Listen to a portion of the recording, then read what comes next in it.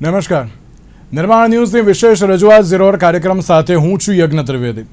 દર્શક મિત્રો, આજે ઝીરોડ કાર્યક્રમમાં ચર્ચા વિચારણા કરવાની છે એક મહત્વપૂર્ણ મુદ્દાને લઈને. બાબા બાઘેશ્વરની કથાને લઈને ક્યાંક વિવાદ જોવા મળ્યો છે.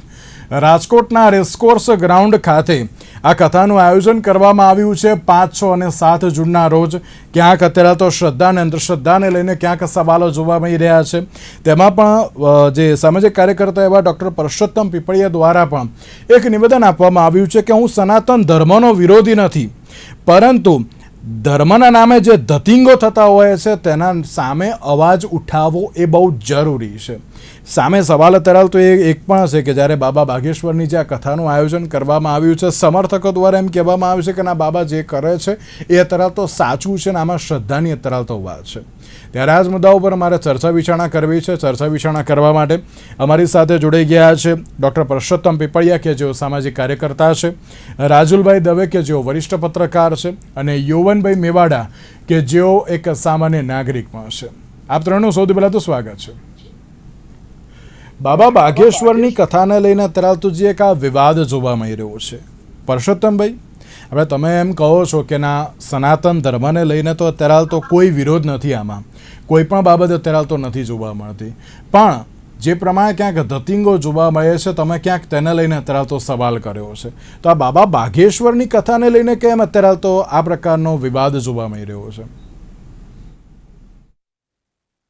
યજ્ઞભાઈ, મેં વારંવાર કહ્યું છે કે તેના પહેલા પાઠનો વિરોધી નથી, કે જે હનુમાન ચરિત્રો પર કથા કહે છે એનો ક્યારેય વિરોધ હોવો નહીં. હું ખુદ સનાતની છું, એટલે એનો વિરોધ હોઈ શકે નહીં.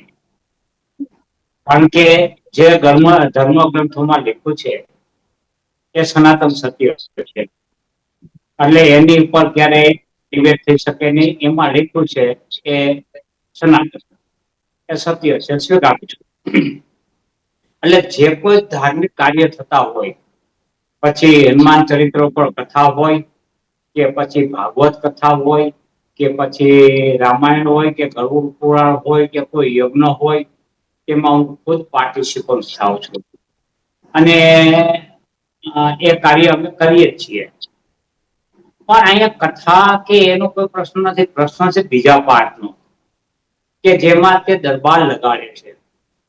આ દરબારમાં ઢોંગ, ધતિંગ, ધૂણવું, જાદુગીરી, ચીઠી ચબરખી નાખવી, ડાકીની સાકીની એને ધૂણાવવી, આ અંધશ્રદ્ધાની તો બીજું શું. આ બધો મેસેજ આપણે આપણા જે સંતાનો છે એને પૂરો પાડવાનો છે? જ્યારે આધુનિક યુગમાં, એઆઈ યુગમાં અને વિજ્ઞાન યુગમાં આપણે આપણા સંતાનોને આગળ લઈ જવાના છે, ત્યારે ધર્મ નહીં પણ આ જાદુગીરી જે અંધશ્રદ્ધા ફેલાવે છે તે તરફ આપણે આગળ વધવાનું છે. અને જો આપણે અત્યારે નહીં બોલીએ તો આવનારી પેઢી આપણને ક્યારેય માફ નહીં કરે, અને આપણો આત્મા પણ આપણને માફ નહીં કરે. બિલકુલ. ચલો, એ વાત અત્યારે તો ક્યાંક આપણે એક્સેપ્ટ કરીએ કે ના ભાઈ, ધતિંગની સામે તો ચોક્કસથી મેં પણ ઘણા બધા સવાલ કરેલા છે. અંધશ્રદ્ધાની સામે તો કે ના ભાઈ, આ પ્રકારની અંધશ્રદ્ધા અત્યારે તો ખોટી છે. શ્રદ્ધા રાખો, પરંતુ અંધશ્રદ્ધા અત્યારે તો હોવી એ ક્યાંક ખોટી છે. યૌવનભાઈ, તો પછી બાબા બાઘેશ્વરને લઈને અત્યારે તો જે આ વિવાદ સામે આવ્યો છે, તો હવે તમે પણ તેને કઈ રીતે જોઈ રહ્યા છો? કારણ કે બાબાના અત્યારે તો જે સમર્થકો તો ઘણા બધા છે, તો પછી સમર્થન અત્યારે તો ચલો શ્રદ્ધાને લઈને ના નથી પાડતા, પણ અહીંયા અંધશ્રદ્ધાને લઈને ક્યાંક વાત થઈ રહી છે. યૌવનભાઈ.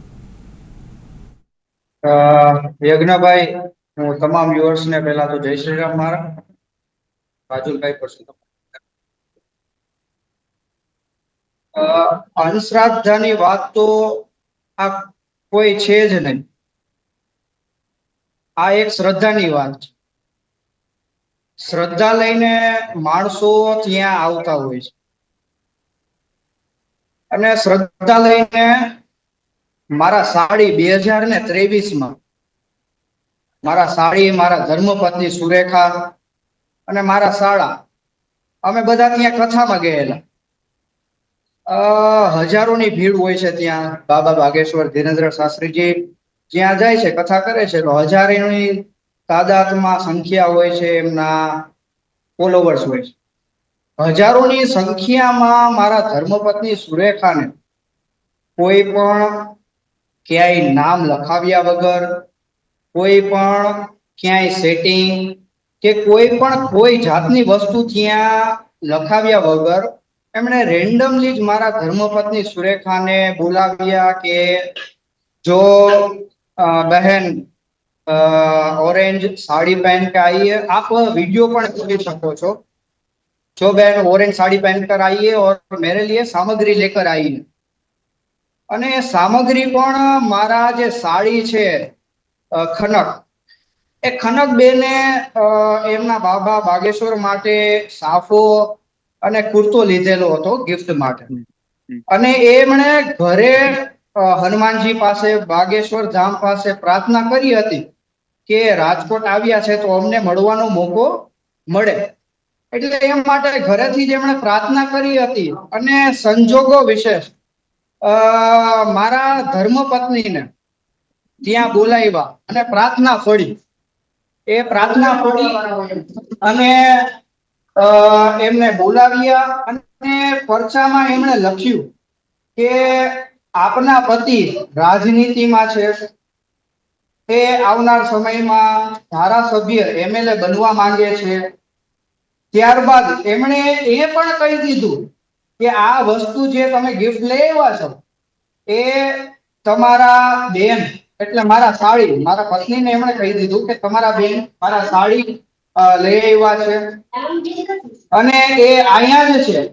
એટલે એટલું બધું ઘણું બધું કહી દીધું. આપ વિડીયોમાં પણ ઓફિશિયલ જે વિડીયો છે એમની જે ચેનલ છે એમાં આપ જોઈ શકો કે ઓફિશિયલ ચેનલ છે એમાં આપ જોઈ શકો કે કોઈ જાતની સેટિંગ વગરની એમને કેમ ખબર. એ કોઈ પણ એ તો એમ પણ કહી શકત ને કે આપના પતિ મેયર બનવા માંગે છે, કોર્પોરેટર બનવા માંગે છે, પણ એમએલએ જ કેમ? કેમ કે હું છેલ્લા 15 વર્ષથી ભારતીય જનતા પાર્ટી સાથે સંકળાયેલો છું, સેવા આપું છું. મારા પિતાજી પણ સેવા આપે છે. તો એમને કઈ રીતે ખબર કે હું એમએલએ બનવા માંગુ છું? એ મારો જે ગોલ છે, મારો ધ્યેય છે, એ ફક્ત ને ફક્ત મારા પરિવારને ખબર હોય. તો એ બાબા બાગેશ્વરને કેમ ખબર કે મારો ગોલ એમએલએ નો છે ને ડાયરેક્ટલી મારા પત્નીને એમણે કઈ રીતે કહી દીધું? એટલે મને વિશ્વાસ એ માટે છે અને આખા દેશ વિદેશમાં એ તો જાય છે. દેશ વિદેશમાં એમના અનુયાયી છે અને વિશ્વાસ હોવો એ મોટી મહત્વની વાત. વિશ્વાસ હોય તો તમને પરચો મળે છે, ચોક્કસ. ચલો વિશ્વાસ છે ને પછી તમે શું કર્યું? પણ પછી હું તો જો સેવા આપું છું ભારતીય જનતા પાર્ટીમાં. અને એમણે જે એવી રીતે વાત કરી છે કે તમારા પતિનું સ્વપ્ન છે એમએલએ બનવાનું. અને એ ચોક્કસ વાત છે કે મારું સ્વપ્ન છે એમએલએ બનવાનું. એટલે તમે અને બની જો ગયા ભારતીય જનતા પાર્ટી આવનાર સમયમાં ટિકિટ આપશે તો ચોક્કસ હું લડીશ. આશીર્વાદ આપશે તો ચોક્કસ લડીશ. એટલે ખાલી સપનું હતું એવી જ વાત કરી કે ના બની જશે એમ કહ્યું હતું? યૌવનભાઈ સપનું છે એવી જ વાત કરી હતી કે ના ધારાસભ્ય બની જશે તેવું કહ્યું હતું? એવી રીતે વાત કરી थी कि आपका पति राजनीति में है और आपके पति को एमएलए बनना चाहते. आप वीडियो पर જોઈ શકો છો.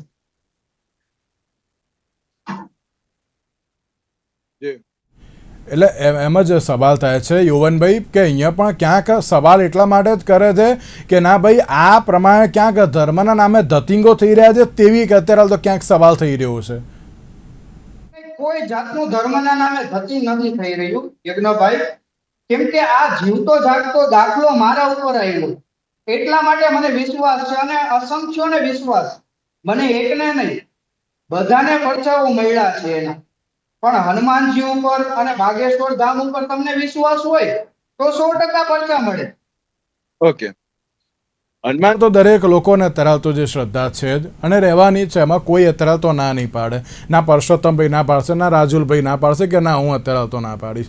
પણ જે રીતે બાબાની વાત જે સામે આવતી હોય છે તેના લઈને સવાલ થતો હોય છે. એટલે પરસોત્તમભાઈ, જે રીતે એમનું ક્યાંક સ્વપ્ન હતું એ તો ખાલી એમના બંને વચ્ચેનું હતું, પરંતુ એ તો બાબાએ કહી દીધું એટલા માટે એ લોકોને અત્યારાવતો વિશ્વાસ છે કે ના બાબા અત્યારાવતો ક્યાંક સત્ય હકીકત છે અને એ ચમત્કાર કરે છે. પરસોત્તમભાઈ, આ પેલાના અનેક બાબાઓને આપણે જોયા છે. એક બાબા છે દર મહિને આવો દરબાર લગાવતા અને એના પ્લાન્ટેડ શ્રદ્ધાળુઓને બોલાવતા, જાઓ તમે જાંબુ ખાશો એટલે મટી જાઓ, સવારે શું ખાધું, છાશ પી દીધી, નહીં દૂધ ખાઓ એટલે મટી જશે. અને પછી એના એક લોકો પાછા આવીને, હે બાબા મને મટી ગયો, આપની અસીમ કૃપા છે, એમ કરીને કેટલાય ધતિંગ બાબાઓ આવી ગયા ને વહી ગયા. આશારામ પણ વાતો કરતા હતા ચરિત્ર ઉપરની અને આપણને સંસ્કારના ચરિત્રના પાઠ ભણાવતા હતા. એનો પણ મોટો વર્ગ છે. એ બાબા પણ ચરિત્ર પરસોત્તમભાઈ એવું હોય તો તમે જ આરખા કરી લો ને. જવાબ આપી દઉં. એ ચરિત્રહીનતા માટે જેલમાં છે. રામ રહીમ જો કે દક્ષિણના જે અત્યારે વિદેશ ભાગી ગયા છે, આ બધા બાબાઓ જે ધર્મ વિરુદ્ધ જાય છે અને પોતાને ભગવાન સાબિત કરવા માંગે છે, એ બધા બાબાઓ ક્યાંક ને ક્યાંક સમયાંતરે ખોવાઈ ગયા છે. હકીકતમાં ધર્મમાં જે લખ્યું છે એ સનાતન સત્ય છે, એની સામે કોઈ વાંધો નથી. પણ કોઈના રોગ મટાડી દેવા, બાબા રામદેવે અત્યારે આપ જાણો છો, બાબા રામદેવ એલોપેથીના ખૂબ જ વિરોધી હતા અને દવા ન લેવી જોઈએ. બાબા રામદેવ પણ હોસ્પિટલમાં દાખલ થયા હતા અને એલોપેથી લીધી એને અને ઇન્જેક્શન પણ લીધા.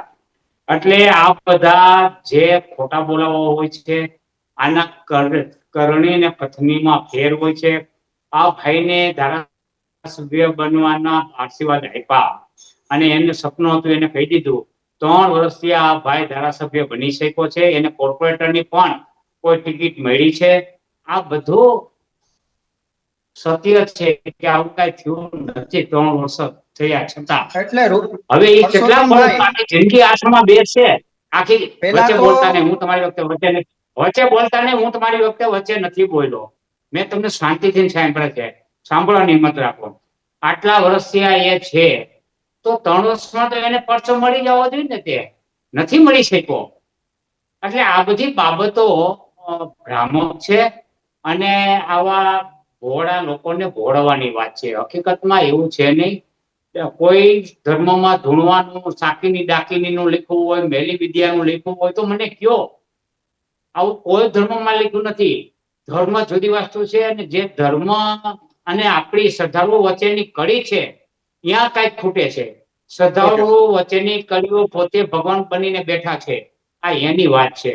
ઓકે પરસોત્તમભાઈ, મેં જે રીતે કહ્યું ને કે ના, તમે જે રીતે કહ્યું કે ના અત્યારે તો દાવા કરવામાં આવ્યા પરંતુ એ સફળ નથી થયા, તો તમે જ અત્યારે તો પારખા કરવા જાઓ ને ત્યાં. મેં કહ્યું છે, મને જો સુરક્ષાની સગવડતા આપવામાં આવશે તો હું ચોક્કસ જઈશ. અને મેં મારો પ્રશ્ન જાહેરમાં મૂકેલો છે કે રાજકોટનો મોહિલ છે, મોહિદ્રા, એ છોકરો આજે 2018-19 ની આસપાસ, સોરી 1998-99 ની આસપાસની સાલમાં ગુમ થયેલો છે અને બાલ્ય અવસ્થામાં ગુમ થયેલો છે. આજે તેમના માતા પિતા પીડિત છે અને પૂરો સમાજ તેમની સાથે લાગણીથી જોડાયેલો છે. રાજકોટવાસીઓ, મારે રાજકોટવાસીઓને એમના પરિવાર વતી એક જ વિનંતી બાબાને કરવાની છે કે એક આ મોહિત ક્યાં છે, અત્યારે તેની પરિસ્થિતિ શું છે અને એનું અપહરણ કરનાર કોણ હતા, એટલું જો બતાવી દઈએ તો હું બાબાના ચરણોમાં દંડવત પ્રણામ કરીશ. બાબાના જે કઈ આ ચીઠી કાઢી છે એને હું સ્વીકારીશ અને હું ક્યારેય બાબા ઢોંગી કે ઢોંગ કરે છે કે ધતિંગ કરે છે એવું હું ક્યારેય ઉચ્ચારણ નહીં કરું. બસ મારી આ સિમ્પલ ઓપન ચીઠી છે કે, અને જો એ મને બોલાવે તો મને સુરક્ષા પ્રદાન કરે, હું ચોક્કસ જઈશ. મને જવામાં કોઈ વાંધો નથી, કારણ કે આ દેશમાં ધર્મજનોની અને ધર્માંધ લોકો ફેલાવો ખૂબ વધી રહ્યો છે. એવા સંજોગોની અંદર જો હું એ પંડાલમાં જાઉં કોઈ પણ સુરક્ષા વગર અને હુમલો કરવામાં આવે તો મારી જાન હાનિની જવાબદાર કોણ રહેશે? પ્રશાસન મને ખાતરી આપે, એ જે સમિતિ છે પ્રશાસનને કહે કે તમને અમને સુરક્ષા પૂરી પાડો અને બાબા Okay. સાથે એમને ચર્ચા કરવાનો મોકો આપો, તો હું ચોક્કસ આવીશ અને હું મારો પ્રશ્ન રજૂ કરીશ. મારો પ્રશ્ન એટલે મારો અંગત નથી, મોહિતનો પ્રશ્ન રજૂ કરીશ. ઓકે. જાઓ તો પેલું પછી પેટ્રોલ ડીઝલને યુદ્ધને પૂછતા હોય તો પરસોત્તમભાઈ કે ના અત્યારે તેની શું પરિસ્થિતિ જોવા મળશે તેમ. રાજુલભાઈ, મારો એક સવાલ હવે આપને છે કે આમાં શ્રદ્ધા અને અંધશ્રદ્ધાને લઈને ક્યાંક જે પેટ્રોલ ડીઝલમાં બાબા હમણાં જ બોલેલા છે કે કોઈએ પેટ્રોલ ડીઝલનો ઉપયોગ, મેં 1 લીટર પેટ્રોલ વાપર્યું નથી. પછી એ વિડીયો જે સામે આવે છે ને, ક્યાંક સવાલ છે જ કે ના અત્યારે તો યુઝ કરવાની ના પાડી અને પોતે અત્યારે તો ક્યાંક ડિફેન્ડરમાં ને હેલિકોપ્ટરમાં ફરતા હતા, તે વિડીયો પણ અત્યારે તો સામે આવ્યા છે. પણ મારે એક સવાલ અત્યારે રાજુલભાઈ આપને છે કે આમાં શ્રદ્ધા અને અંધશ્રદ્ધાની વચ્ચે છે ને એક પાતળી ભેદરેખા છે. અત્યારની જે પરિસ્થિતિ સામે આવી છે, પરસોત્તમભાઈ જે કહી રહ્યા છે, જે સનાતન સમિતિ દ્વારા જે આયોજન કરવામાં આવ્યું છે તે કંઈક અલગ કહી રહી છે. આ બાબતને સૌથી પહેલા તો આપ કઈ રીતે જોઈ રહ્યા છો? બાબા બાગેશ્વરનો ધીરેન્દ્ર શાસ્ત્રીનો રાજકોટનો આ બીજો પ્રવાસ છે. 2 વર્ષ પહેલા એ રાજકોટ આવેલા. એમના ઘણા બધા વિડીયો જોવા મળ્યા છે. જેમાં ઘણી બધી જગ્યાએ ભૂત, પ્રેત, ડાકણ, ચિંતાન એ બધાને કાઢતા હોય એવા વિડીયો પણ આપણને યુટ્યુબ ઉપર અત્યારે ઉપલબ્ધ છે. અને જ્યાં જાય ત્યાં એમના આવા દરબારો થતા હોય છે. લલિતપુર કે જ્યાં બાગેશ્વર ધામનું મુખ્ય મથક છે ઝાંસી પાસે, ત્યાં તો એમનું બહુ જ મોટી એમનું હનુમાનજી મહારાજનું મંદિર છે. હનુમાનજીના એ પરમ ભક્ત છે અને હનુમાનજીના ભક્ત તો આપણે સૌ છીએ. બાબાની એક વાત છે, શ્રદ્ધા અંધશ્રદ્ધાની વાત તો જુદી છે. આ હજારો લોકો એના દરબારમાં જાય છે. કઈ રીતે જાય છે, એ લોકોને શું પરચો મેળવો, એ બધી તો આપણને ખબર નથી. પણ થોડાક મહિના પહેલા એમણે કન્યાઓના સમૂહ લગ્ન કરેલા અને ભારતના રાષ્ટ્રપતિ મહોદયા પણ એમાં હાજર રહેલા. એ પહેલા થોડાક સમયે વડાપ્રધાન પણ લલિતપુરની મુલાકાતે બાબા બાગેશ્વર ધામના આશ્રમમાં ગયેલા. બાબા બાગેશ્વર ધીરેન્દ્ર શાસ્ત્રી આવા સામાજિક કાર્યો કરે અને એને કારણે લોકોના વિકાસમાં, લોકોના અપલિફમેન્ટમાં, લોકોના ઉત્કર્ષમાં એ બને એટલા ભાગીદાર બને એ વધારે ઈચ્છનીય છે. કથાઓ કરે એમાં તો કોઈ શંકાને જ હોઈ ન શકે. એ આવા પેલી પરચી આપે છે, પરચીમાંથી એ પ્રશ્નો પૂછે છે, સભા મંડપમાંથી બેઠેલા કોઈ માણસને બોલાવે છે. એ બધી જ વાતો આપણે વિડીયો ઉપર જોવા મળી છે. એટલે હવે આમાં શ્રદ્ધા અને અંધશ્રદ્ધાનો વિષય છે ને બહુ જ પાતળી ભેદરેખા છે. એટલે આમાં કઈ રીતે લોકો શ્રદ્ધામાંથી અંધશ્રદ્ધામાં ફરી જાય છે, ક્યારે ફરી જાય છે, એ નક્કી કરવું એ બહુ જ મુશ્કેલ કામ છે. અને અત્યારે મેં કહ્યું એમ શ્રદ્ધા અંધશ્રદ્ધાને એક બાજુ રાખો, પણ ધીરેન્દ્ર શાસ્ત્રીજી આવા સામાજિક કાર્યો કરતા રહે તો હું માનું છું કે એ એમને માટે વધારે ઉપયોગી બાબત છે. રાજુલભાઈ, જ્યારે આપણે ધર્મની વાત કરતા હોઈએ ત્યારે બડ ઓબ્વિયસ છે કે ના વૈજ્ઞાનિક બાબતોને લઈને પણ સવાલ થવાનો છે કે ભાઈ વૈજ્ઞાનિક રીતે આ બાબત કેટલી સાચી કે કેટલી ખોટી, જે ચેલેન્જની અત્યારે તો બાબતો જોવા મળી રહી છે. તો હવે આ બધી જ બાબતોમાં વિવાદ અત્યારે તો વધી ગયો છે, તો આ મુદ્દે ઉકેલ અથવા તો મધ્ય માર્ગ પછી શું હોઈ શકે આપના મત અનુસાર? ચમત્કારને વિજ્ઞાનની એરણે તો ચડાવવા જ જોઈએ, એ હકીકત છે. કારણ કે હું પોતે પણ વિજ્ઞાનનો વિદ્યાર્થી છું.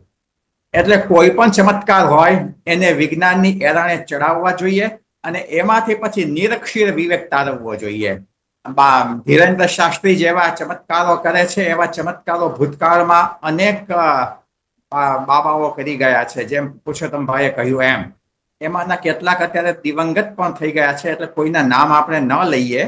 અને હજી થોડા વર્ષો પહેલા કેટલાક બાબાઓએ આવા ચમત્કારો કરતા હતા, લોકોને ભ્રમિત કરવાના. એમાંના કેટલાક જેલમાં ગયા, કેટલાક વિદેશ જતા રહ્યા એ બધો જ ઇતિહાસ બહુ તાજો છે.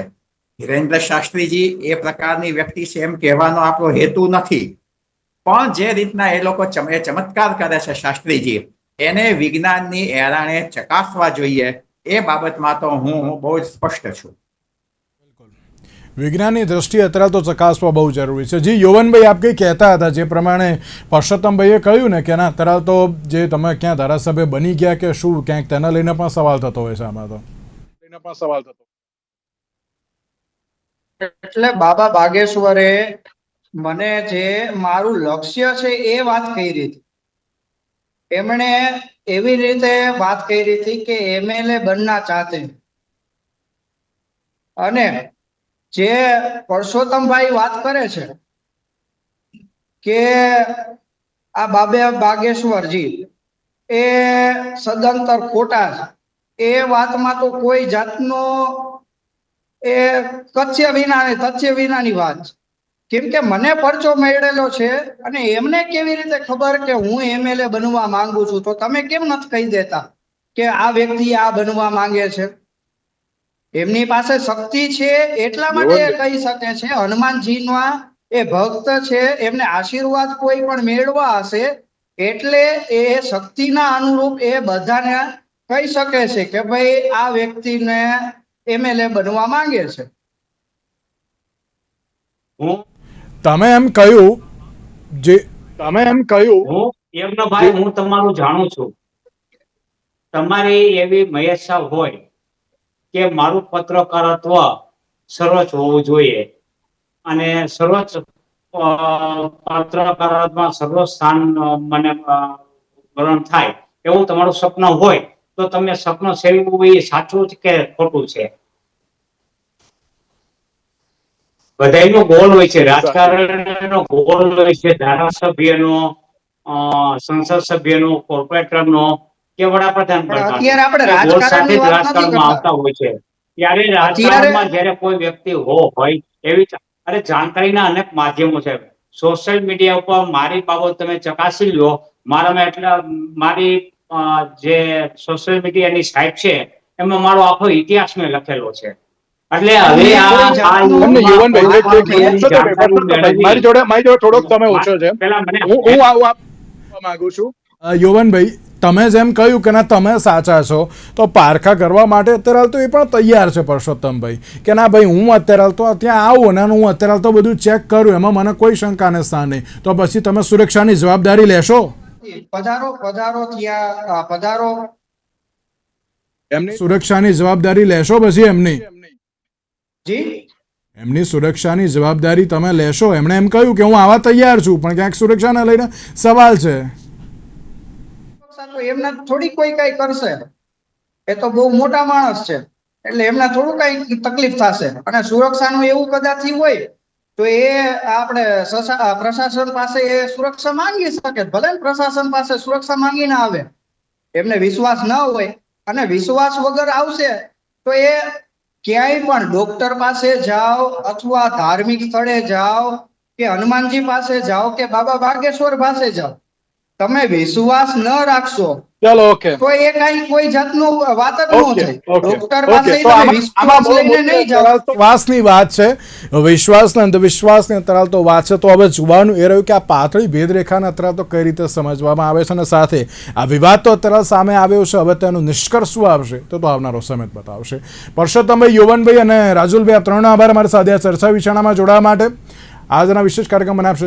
નમસ્કાર.